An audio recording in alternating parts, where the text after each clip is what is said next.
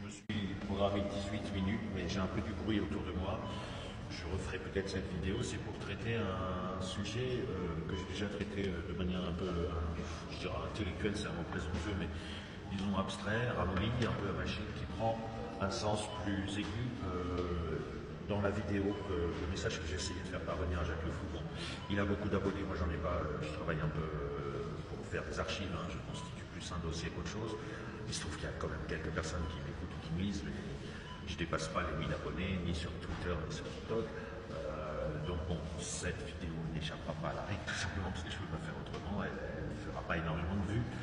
Mais je voudrais insister sur quelque chose d'un peu technique, de logique, enfin de mathématiques, et qui pose des soucis, qui peut poser des petits soucis de convergence au sens mathématique du terme. C'est-à-dire à la limite, au moment où on arrivera aux aboutissements, il y a des nœuds qui vont devoir être déliés. Alors j'ai déjà fait une vidéo pour expliquer pourquoi les religions sont athées et pourquoi ça se voit, ça se sent, c'est lourd. Leur athéisme est littéralement record, et bien plus, elles sont bien plus athées que les gens qui se déclarent athées eux-mêmes.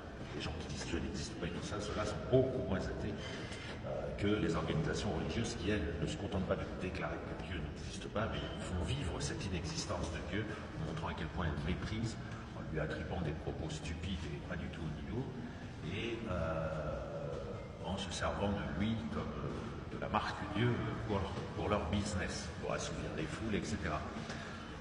Donc c'est important ça. Les religions sont athées, c'est pas un slogan, c'est pas une image, c'est pas un bon mot, c'est réellement quelque chose de profond qui se voit chez les patrons des religions, chez les organisateurs, les malins, ceux qui dirigent, qui sont activistes, qui influencent les autres, le public, etc. Ok, c'est pas une punchline. Les religions sont vraiment des organisations athées. On ne peut pas faire plus athée. Je reprends mon exemple classique. Quand vous ne verrez pas McDo, osez dire aux gens qui vont chez Burger King, qui brûleront vifs après leur mort s'ils continuent d'aller chez Burger King au lieu d'aller chez McDo. Pas seulement parce que McDo respecte la loi, à la différence des organisations religieuses, les organisations normales, les multinationales, elles n'ont pas le droit d'enfreindre certaines lois. Les religions peuvent, elles ont immunité, mais McDo ne peut pas faire ça. Leur patron irait directement en prison pour chantage. Il n'y a que les religions qui ont le droit de faire du chantage. Mais pour une autre raison, c'est tout simplement, les patrons de McDo, ils se disent, oui, on ne va peut-être pas non plus usurper la marque Dieu pour nos activités. Il n'y a que les religions qui osent faire ça. Hein. Donc j'insiste bien, elles sont athées. Elles ont réussi un gros coup, ce qui est le cas de toutes les organisations basées sur des escroqueries, des tromperies, de la fraude, etc. C'est leur métier. Ils vivent de ça, donc ils ont de l'entraînement, ils ont une longueur d'avance souvent. Eh bien, elles ont réussi à faire que leurs adversaires se font traiter d'athées. Bon, alors ça, qu'elles les traitent d'athées, je dirais c'est leur initiative. Mais surtout, elles ont réussi à un coup assez fabuleux, c'est que les gens qui s'opposent aux religions, qui les dénoncent, se disent athées, c'est-à-dire font le jeu des religions. Offrent un cadeau aux religions qui est de dire oui, je vais me mettre tout seul en difficulté, je vais accepter d'être accusé d'être athée. Alors, le mot accusé n'est pas convenable ici, parce que c'est pas grave, d'être athée, c'est pas un crime. Mais ça a un effet opératoire dans les discussions, dans les disputes, c'est que le religieux en face de l'athée peut dire prouve-moi que Dieu n'existe pas. Or, c'est le religieux qui prouve que lui, il pense que Dieu n'existe pas. Et donc, il réussit à mettre en difficulté son contradicteur en lui attribuant une faute qui est la sienne. Normalement, ce serait plutôt aux religieux de prouver que Dieu n'existe pas, puisqu'il base entièrement son activité commerciale et sectaire sur le fait qu'il se sert de l'image de Dieu, se sert de la marque de Dieu. Et donc, on serait fondé à demander à ces escrocs, écoute, tu te sers de Dieu comme s'il n'existait pas, enfin on voit que toi, tu considères qu'il n'existe pas puisque tu parles à sa place, tu revendiques être son secrétariat, tu t'es auto-déclaré secrétariat de Dieu, secrétaire de Dieu, explique-nous en quoi tu ne risques rien et en quoi Dieu va te pardonner de l'offenser de cette manière, en écrivant des livres à sa place, en plus des livres qui sont essentiellement nuls. Alors même si la Torah et la Bible sont un peu moins nuls que le Coran, sur le fond, ils grandissent pas Dieu. Quant au Coran, il arrose Dieu de vomi, de la première à la dernière page. Alors explique-nous, toi religieux, en quoi, qu'est-ce qui te fait penser que tu peux te permettre à ce point de rabaisser, d'humilier, d'insulter Dieu, Qu'est-ce qui te fait penser, toi, donc qui manifeste de manière évidente qu'il est athée, qu'est-ce qui te fait penser et qu'est-ce qui te fait être si sûr que Dieu n'existe pas pour que tu dises qu'en parlant à sa place, tu risques rien? Vous voyez, ce procès-là n'est pas fait pour les religieux, parce que les escroqueries, les mafias religieuses ont réussi à inverser le processus accusatoire et à faire passer les gens qui sont contre les organisations religieuses pour des athées. Et elles leur font faire le boulot. Elles leur disent, vas-y, prouve-nous que Dieu n'existe pas. Quand un religieux vous demande de lui prouver que Dieu n'existe pas, en fait, il vous demande de l'aider à être rassuré. Il vous demande de l'aider à bien dormir et à se dire, je ne risque rien, Dieu ne me punira pas d'avoir parlé à sa place, et c'est mon adversaire qui m'offre ce confort en me le prouvant, ou du moins en argumentant dans ce sens. Donc voilà le danger. Donc moi, le conseil que je donne, évidemment, je ne fais pas de vue, mais le conseil que je donne, c'est ne tombez pas dans ce piège. Même si vous êtes athée, ça n'a aucune importance, ça ne veut rien dire athée, agnostique, tout ça, ça ne veut rien dire, la phrase Dieu existe ne veut rien dire, elle n'a aucun sens. Donc elle est ni vraie ni fausse, elle n'a aucun sens. Elle est dire Dieu existe, c'est rabaisser Dieu, c'est le mettre dans l'existence, c'est-à-dire c'est le mettre en dessous de quelque chose qui lui préexiste, qui serait l'existence. De toute façon, quand vous dites Dieu existe, déjà, vous ne parlez pas de Dieu.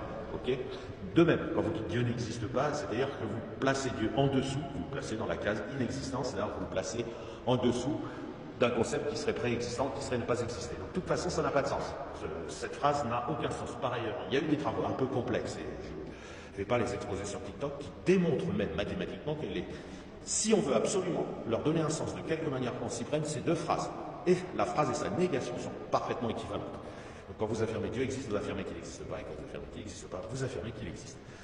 Donc l'affaire, elle est réglée. Tout ça, c'est des notions sociétales, c'est des notions de positionnement en société.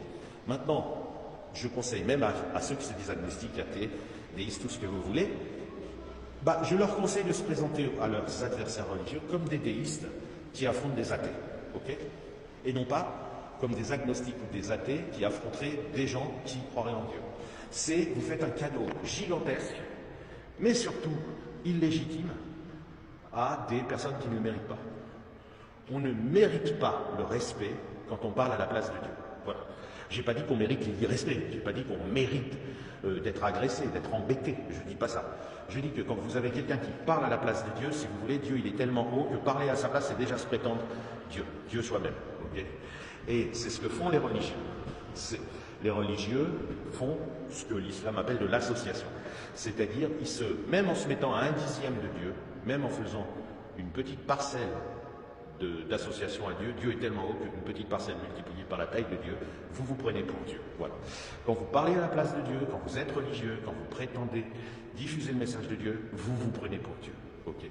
Prétendre diffuser le message de Dieu, c'est prétendre être un attribut de Dieu, mais Dieu a une telle grandeur, entre guillemets, j'essaie de me faire comprendre avec des mots courants, que faire ça, c'est se prétendre Dieu. D'accord? C'est équivalent pour le cerveau humain, 0 fois 3 égale 0. Okay, Dieu c'est 1 sur 0. Si vous voulez une image, 3 sur 0 et 1 sur 0 c'est pareil. D'accord?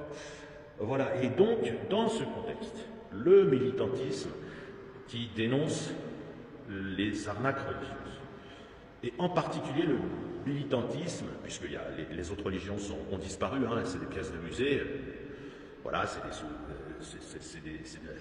des statues, c'est des décorations, c'est une forme d'art, elles se manifestent de cette manière, elles sont sécularisées. Alors, il reste l'islam. L'islam, c'est une mafia de traite des femmes qui est déguisée en religion.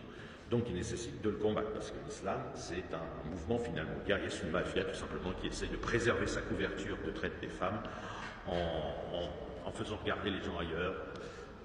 Du coup, dans ce combat contre l'islam, et qui de toute façon rejoint la dénonciation de l'escroquerie religieuse à la base, méfiez-vous au piège de vous placer dans le camp d'un athéisme revendiqué qui donnera prise à des accusations contre vous,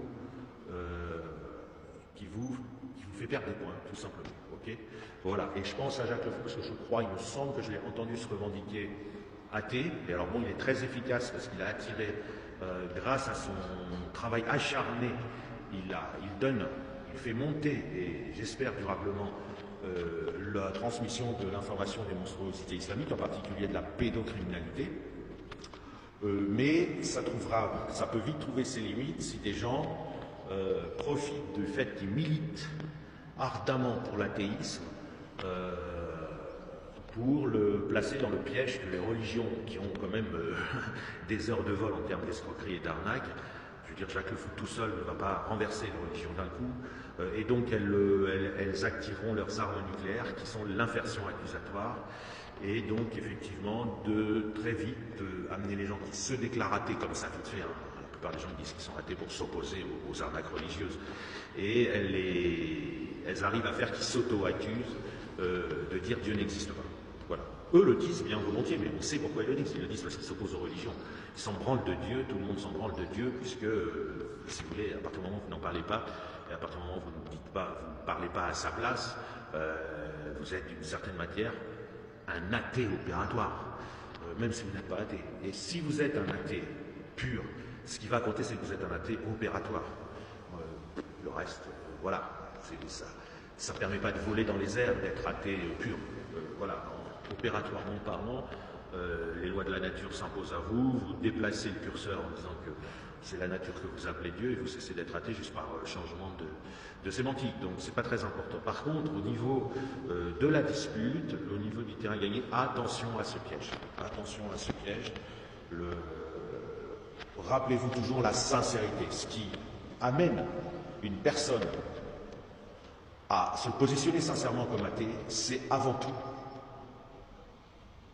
un positionnement de dénonciation, de résistance au mode opératoire sectaire des religions, d'accord, et de l'islam en l'occurrence, puisqu'il est quasiment question que de ça maintenant dans le monde.